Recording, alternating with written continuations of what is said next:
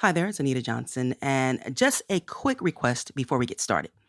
Please rate us on iTunes or wherever you catch our podcast. That helps other people to find us. And of course, give us a high rating. Thanks, and here's the show.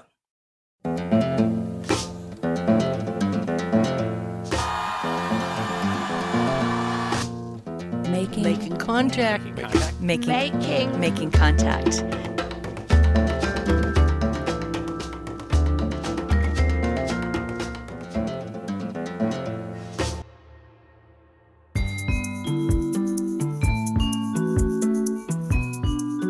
Hi there. Today on Making Contact, we are so excited to share an episode from our brand new partner, the Queen's Memory Podcast. This show highlights voices from the most diverse county in America, Queens, New York. In this episode, we are going to hear stories from a neighborhood known as Little Manila. This Filipino community dates back to the 1970s. You go to the restaurants there. It's where you can send money back home to the Philippines. Reminded me of Avenida in Manila. So my son said, "It's like we're not even in America, Mommy." And while Little Manila offers a home away from home for Filipino immigrants, some say it doesn't receive the same resources as other communities in Queens. We have other communities that are fairly recent immigrants to Queens, to New York City, to America, and they have community centers, they have all these big events that politicians go to. I mean, can you imagine it's 2021 and now we're getting a sign that says something about our heritage? I mean, it's very, very low ball. In the second half of the show, we're going to hear from Filipinos engaged in care work, like nursing or childcare. There's a stereotype that women from the Philippines are naturally nurturing. We're going to talk about how harmful that stereotype can be. Oh, nice community. You're Filipino. You're so nice. Yeah. So give us the nice thing. Put it in paper. All this on today's Making Contact.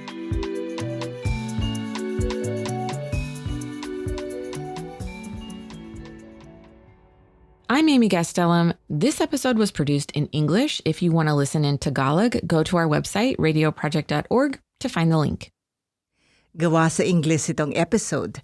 Kung gusto niyong makinig sa Tagalog, mahahanap niyong link sa aming website, radioproject.org. Most Filipinos living in the U.S. call California home, but of the over 200,000 Filipinos living in New York City, more than half live in Queens.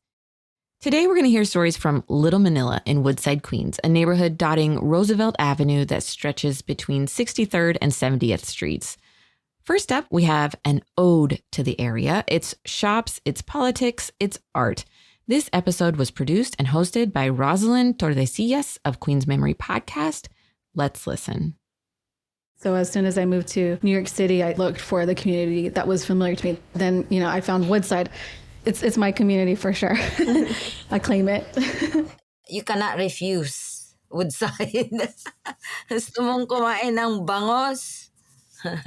You go to the restaurants there. It's where you can send money back home to the Philippines. I would see people who got married in other states and they're still in their gown and go there just to get food. Naalala ko yung... It reminded me of Avenida in Manila. So my son said, "It's like we're not even in America, Mommy." I think that's when it started, 10 years ago. Now, I think when I heard Little Manila, I'm not even sure if that came from the Filipino community. That might have come from outside the community. And I think people would just kind of say it under their breath, Little Manila, as a joke. And then it became serious. A lot of Filipino organizations, we began adopting that. And they were just like, yeah, Little Manila, it is. And then here we are. The neighborhood rose up around a roughly 7-block stretch under the 7 train in Woodside. You'll know you're there when the doors open on the elevated train platform and you smell the Filipino barbecue. Down on the street, you may hear bits of Tagalog, Bisaya, Ilocano, and other Philippine languages. How did this area become Little Manila?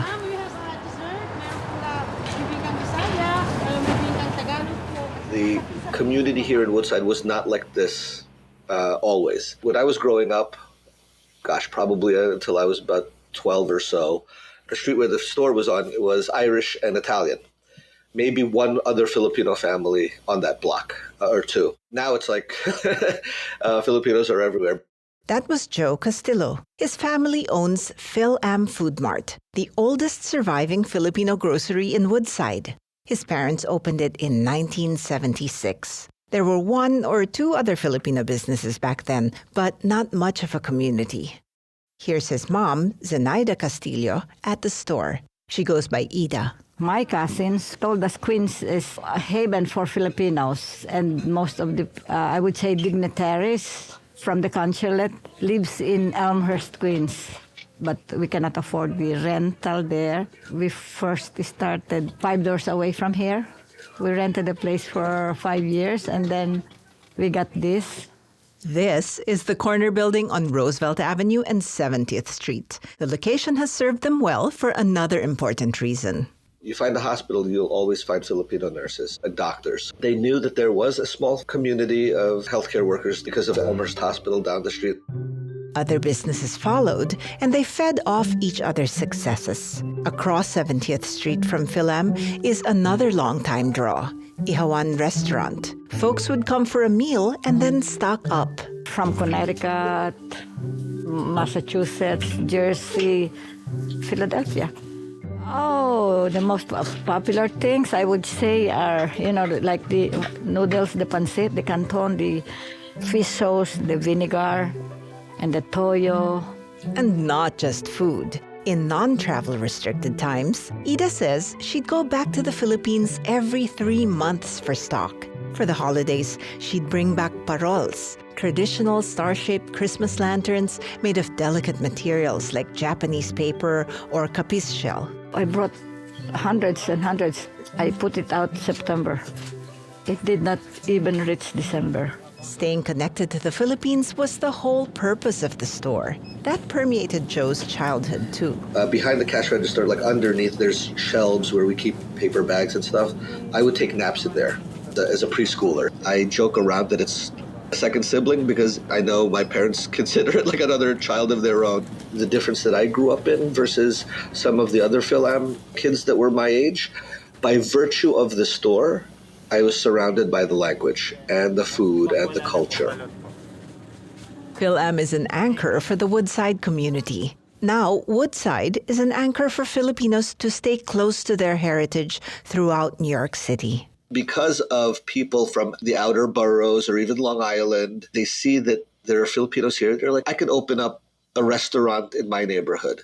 So I think that it's great because like what started in this neighborhood has been able to like be brought to other places. While Joe Castillo finds the way Woodside has evolved inspiring, Stephen Raga thinks it's not changing fast enough. It is great that we have long-lasting establishments, but a lot of other communities get more resources than the Filipino community. Way disproportionate. He's executive director of Woodside on the Move, a social service nonprofit. Now, he's running to represent this district in the state assembly. Filipinos are, the top 3 in the country in terms of Asian American population, one of the biggest in the city and the state in terms of AAPI population. We have other communities that are fairly recent immigrants to Queens, to New York City, to America, and they have community centers. They have all these big events that politicians go to. I mean, can you imagine it's 2021 and now we're getting a sign that says something about our heritage? I mean, it's very, very lowball. The sign he's talking about is a street sign. Last year, the New York City Council co-named the southwest corner of Roosevelt and 70th Street Little Manila Avenue. It's a small nod, given how long activists like Stephen have been working for recognition. In the last elections, Stephen ran for city council, but did not win. He's clearly frustrated at the community's lack of a political voice. And that goes back to the bottom line of us not taking a proactive, unified effort to not even ask for things, but let us be heard. We are not on anyone's radar at all. And if we're not on anyone's radar, if we ask for help, who's going to defend us? Hey, it's Amy. I want to jump in and say that since this story was originally aired, Stephen Raga actually won a race for the New York State Assembly. And so now he represents District 30, which encompasses Little Manila and beyond. Okay, Now back to Rosalind. Stephen knows the community can make itself heard. In 2016, they battled a move to change zoning in the neighborhood to allow a megachurch to expand. That would have displaced residents and small businesses. They formed the Coalition to Defend Little Manila to make their case. The amazing part was for some of them in the room, it's the first time they heard a Filipino speak. That was the first time we went for it and we defended our community and we were successful and the project never came back. To make sure their community is heard and seen, an activist arts group painted a mural where most folks enter Woodside. It features the word mabuhay. That's the best word that you could ever say to anybody. It's one of the best, I would say, wish that you could ever say. The word greets you when you exit the Flushing-bound 7 train at 69th Street. It blares in bright yellow on a sky blue field on the wall of Amazing Grace Restaurant. Evoking the taste and fragrance of home, calamansi fruits and sampaguita blossoms adorn the word. Oh, mabuhay. It just, to me, means welcome. You go inside, there's welcome. Welcome to Little Manila. Mabuhay. Welcome to Philippines. So mabuhay. Many will say it means welcome because anyone arriving in the Philippines will see it plastered all over the airport. But it's so much more than that. It's an all-purpose greeting, cheer, or wish for the future. At its most literal, it simply means live. Today is also Philippines Independence Day, and on this day of freedom, on June 12, 2020, they unveiled the mural with great fanfare by pandemic standards.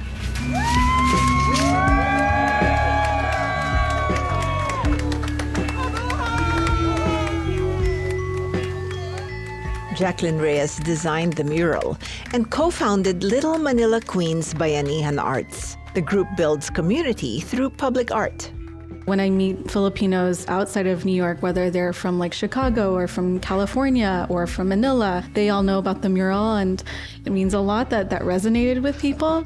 Some like Filipino Americans didn't even realize there was a Little Manila. They were just like, wow, look at these Filipinos. So the fact that the mural was able to draw attention to the community, that was kind of the point.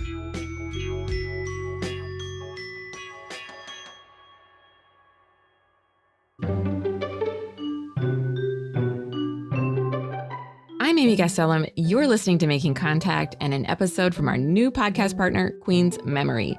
We are so excited to have them join our lineup, and we hope you enjoyed the first half of the show. In the second half, we are going to hear from Filipino nurses in Queens.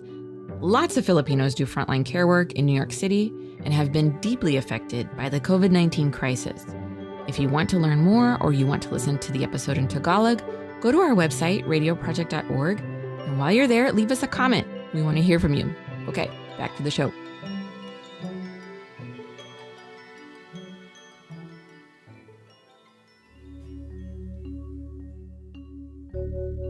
In their work to create signs, Stephen and Jaclyn are doing more than just increasing visibility for the Filipino community in Woodside.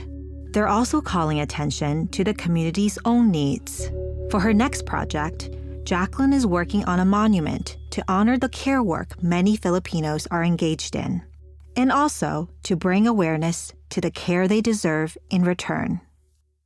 We wanted to find somebody who could represent Filipinos in this current moment of like hyperglobalization, migration, and all of that. That's artist Jaclyn Reyes again, talking about their next project, a monument to Melchora Aquino, known as Tandang Sora. She's actually a very important figure for a lot of Filipina activists. During the 19th century Philippine Revolution against Spain, Tandang Sora took care of the revolutionaries. She fed and sheltered them and nursed their injuries. She was so important to the movement, she was deported to Guam by the Spanish authorities. So reading about her being exiled reminded me a lot of conversations I had with domestic workers or lower wage care workers from the Philippines who are here by themselves. And in a way, it is kind of like exile. More significantly to Filipino immigrants, Tandang Sora's revolutionary work was care labor. So many Filipinos work in child and elder care as well as in healthcare. That is a form of labor that we should be recognizing more of. If you've spent time in a U.S. hospital, maybe you've noticed a lot of Filipino nurses. When the U.S. colonized the Philippines at the turn of the last century, it instituted nursing training. Since then, it's been recruiting Filipinos to fill healthcare labor shortages. Nursing and other healthcare work has been a major pathway for the Filipino diaspora. That career path gets passed down to later generations. Today, 1 in 4 adults of Filipino descent in the New York, New Jersey area works in healthcare. Potri Ranka Nur is an artist, an activist, and a nurse. When she applied for work in the U.S., she asked for the mission statements of prospective hospitals.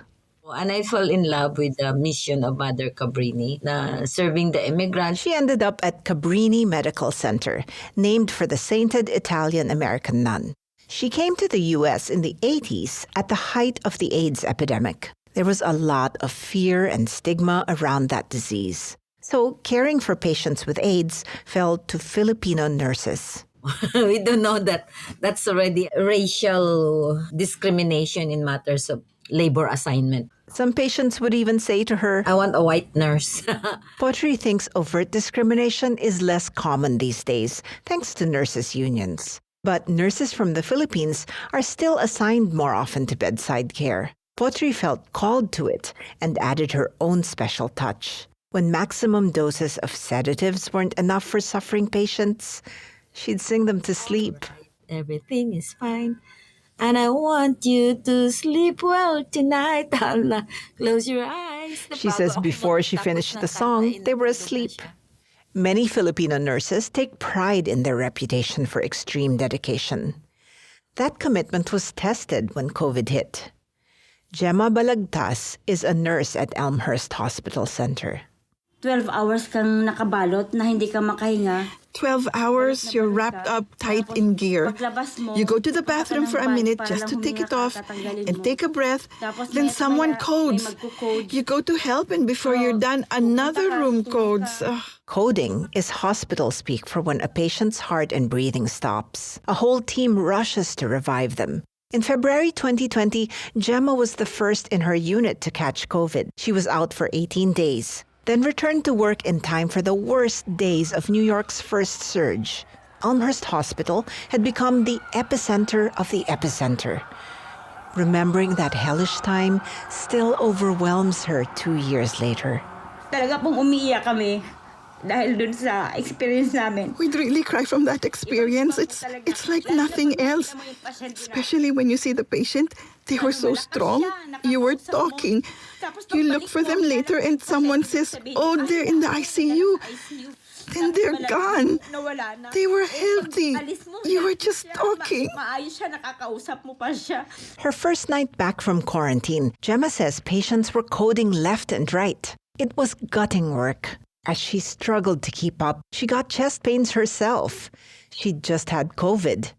By the end of her overnight shift, she felt done. Leaving the hospital that morning, she decided she wouldn't come back. The streets were empty. Then, a bus pulled up. She and the driver made eye contact. He waved at me and gave me a thumbs up. He was saying, thank you, thank you. So I was touched. He didn't even know me. He was thanking me and blowing his horn. Then I told myself, okay, I'll go back to work later.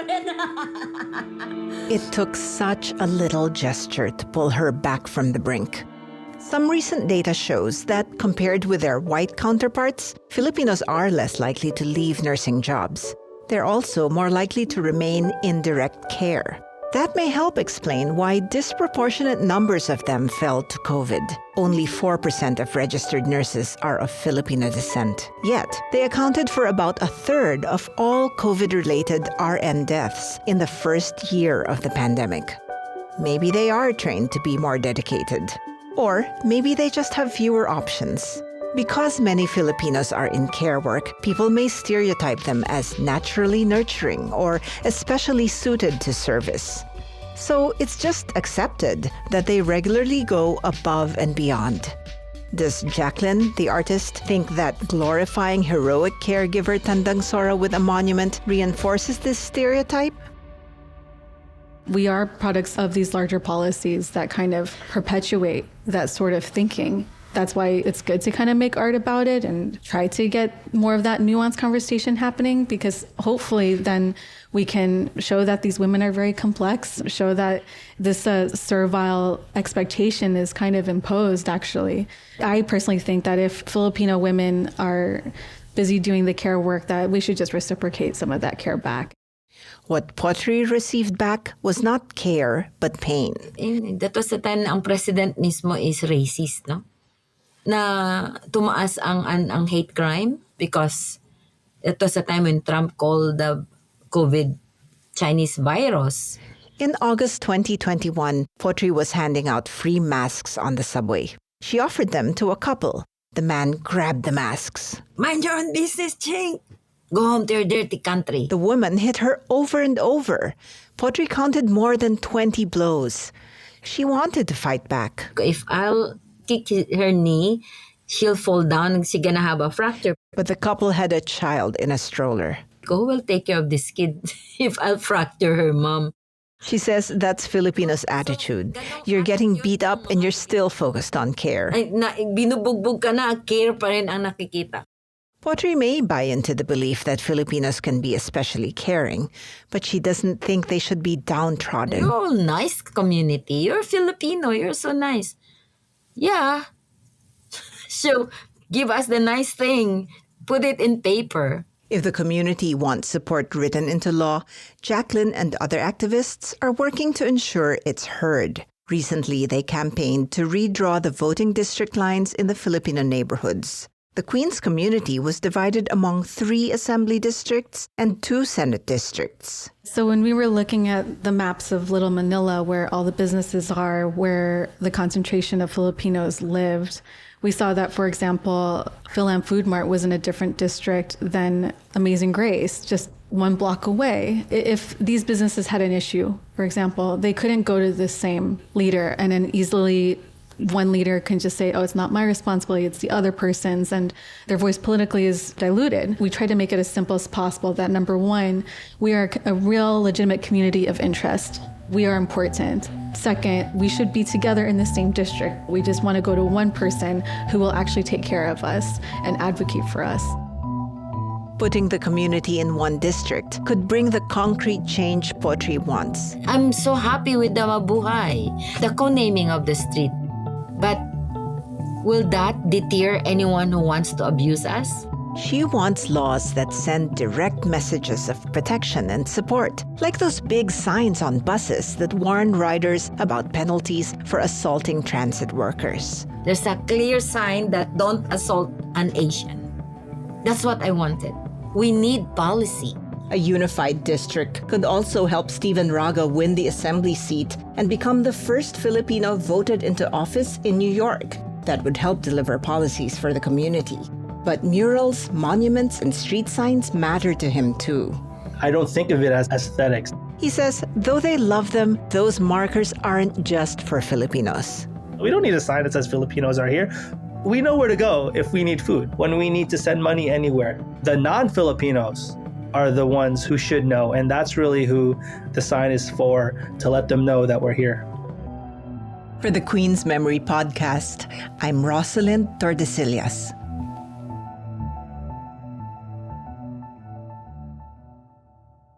Thanks for listening to Making Contact in the Queen's Memory Podcast. I'm Amy Gastelum. Stick around for a minute because we're going to hear from Natalie Milbrot. She is the director of the Queen's Memory Project. And she told me that the point of the podcast is to capture stories from Queens. Right now, it is the most diverse county in the U.S. So it's a really special place, but it's a very recent thing that we are this special place. And so we're changing, the neighborhoods change all the time. So we really want to actively be out there and just taking a snapshot of our neighborhoods to try to capture the rapid changes that are happening and capture people's really interesting stories. I mean, we have a lot of interviews with people who are really from all over the world. So it's a cool oral history collection. And the podcast is really a way that we can introduce people who aren't familiar with our collections to some of the voices that are in the oral history collections. And we know that a lot of people will never really do, deep research, listening to full oral histories, which can often be an hour or two long and really be about a person's whole life history. But we know that by packaging these voices into a compelling story that is a podcast episode, that it's just much more appealing and exciting to listen to. And so it's really been our privilege to work over the past couple of years with professional media producers who have helped us to leverage existing interviews that are in our collections, but then also collect new interviews with us that then, the full interview becomes part of our oral history collections, but then also we're producing this podcast. So the podcast covers several very different Asian communities, and they knew they needed to hire producers from the communities the project covers. So they wrote a grant. I'm astonished that it was funded because it was so ambitious. So we asked for 8 different bilingual producers who were going to be able to produce episodes in 8 different languages that are kind of the most spoken Asian languages in Queens. And we really wanted to be able to leverage people's not only language expertise, but also their insights into culture and community and their relationships with people who lived in Queens who were from these different Asian American communities. And I think the result is just really special. And I can tell you that the team that was assembled to do this season was just outstanding. I mean, they were people who were all in it for the right reason. They were really excited about creating a meaningful record that was by Asian American communities for all of us, but especially for communities themselves. And when we would do listening parties that came after the podcast, we found that community members were really moved and excited that the library had chosen to focus on their community and also to make an episode that was in their language. That's right. Each of the episodes is recorded in English and in a language that's used by the community being highlighted. And Rosalind's episode is a great example of this work of, community engagement. Season 4 of the show is going to be all about the environment. And since I lived in Queens, I can tell you that means water. In Queens, there are many low-lying areas. There are also lots of places in Queens that have been infilled, wetlands, and then housing built on top of them. And so we really want to get into some stories with people who live in some of these impacted neighborhoods to hear about what their families have been experiencing.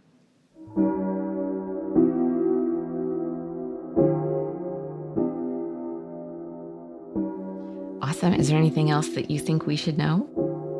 Well, I'd like to just give credit to Melody Tao, who was our executive producer of season 3, and also to Fei Yuan, who is the host, but she's also the curator of the Queen's Memory Project. And then also, I'd just like to say how much it means to all of us that we're going to be part of Making Contact. Thank you so much for selecting Rosalind's episode and including us in your wonderful series. We're really excited to have you and looking forward to future collaborations. Thanks.